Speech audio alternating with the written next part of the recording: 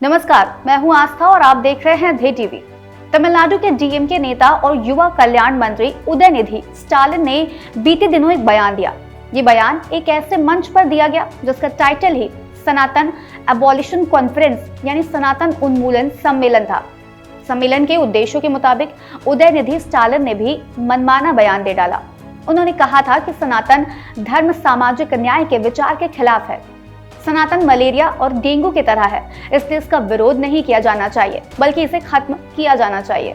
उनके इस बयान के बाद पूरे देश से तमाम तरह की प्रतिक्रियाएं आने लगी। चूंकि मुद्दा देश की सबसे बड़ी जनसंख्या वाले समुदाय से जुड़ा है, इसलिए इस पर तमाम अलग अलग तरह के बयानों एवं विचारों का बाढ़ सा आया हुआ है।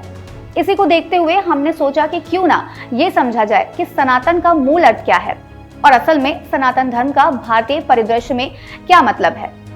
यहाँ एक बात मैं आपको कार्यक्रम की शुरुआत में ही बता दूं कि सनातन का अर्थ काफी व्यापक है। मैं जो अर्थ आपको बताने जा रही हूँ, आप इससे अलग भी विचार रख सकते हैं।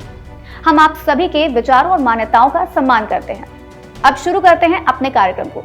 भारत में धर्म की उपज संस्कृत के धातु ध्र से हुई है, जिसका मतलब होता है धारणीय यानी धारण किए जाने और पालन किए जाने योग्य व्यवहार। इस तरह से भारत में उन सभी नैतिक कर्तव्यों को धर्म की कैटेगरी में रखा जाता है जो मानव के जीवन को समझने और उसे परिष्कृत कर एक आदर्श जीवन और आदर्श समाज की रचना में मदद करे। इसी के मद्देनजर धर्म को प्राचीन समय का कानून भी कहा जाता है। इस तरह सनातन धर्म का मतलब है शाश्वत या सदा बना रहने वाला धर्म, यानी एक ऐसा धर्म जिसका ना आदि है ना ही अंत है।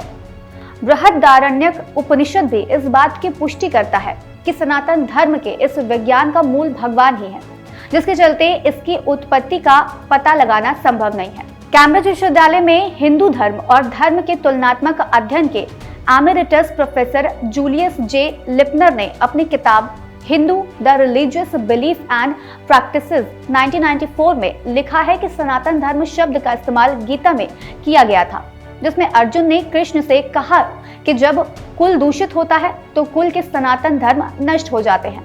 ठीक इसी तरह का शब्द द्रौपदी ने अपने चीर हरण के दौरान बोला था।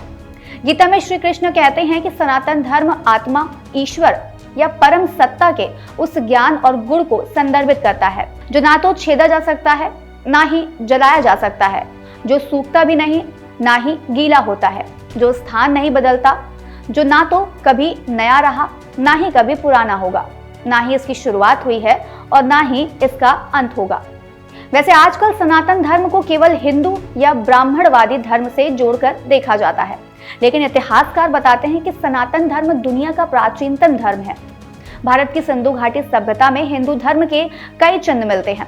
इस तरह से सनातन धर्म ज्ञात तौर पर लगभग 12,000 वर्ष पुराना है, जबकि कुछ पौराणिक मान्यताओं के अनुसार ये 90,000 वर्ष पुराना है।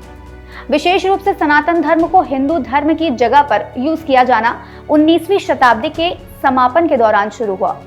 कहीं पर इस शब्द का प्रयोग देश के हिंदुओं के बीच एकता की भावना पैदा करने के लिए किया गया था, तो कहीं इसे ब्रह्म समाज और आर्य समाज जैसे समूहों द्वारा चलाए गए सुधारों के खिलाफ पारंपरिक हिंदू प्रथाओं की रक्षा करने के एक तरीके के रूप में देखा गया था।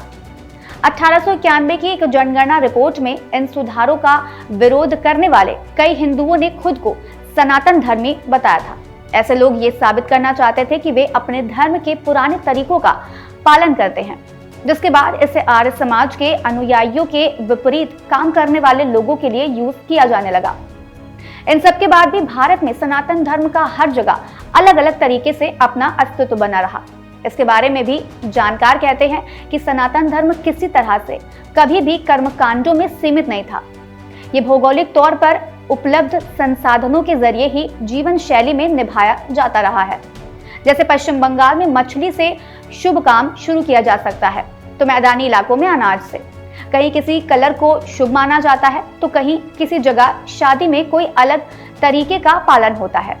भारतीय उपमहाद्वीप में रहने वाले लगभग सभी लोग पुनर्जन्म, कर्म, विविध देवता, पवित्र ग्रंथ, विविध अनुष्ठान और प्रथाएं, योग और ध्यान जैसी अवधारणा में विश्वास करते थे और आज भी करते हैं। इन सबसे मिलाकर बना था सनातन धर्म। आप सनातन धर्म को कैसे देखते हैं? इसको लेकर आपका क्या विचार है कमेंट बॉक्स में हमें जरूर बताइएगा। हम फिर मिलेंगे कुछ नए कार्यक्रमों के साथ, तब तक के लिए हमें दीजिए इजाजत और जमकर पढ़ते रहें और बढ़ते रहें। नमस्कार।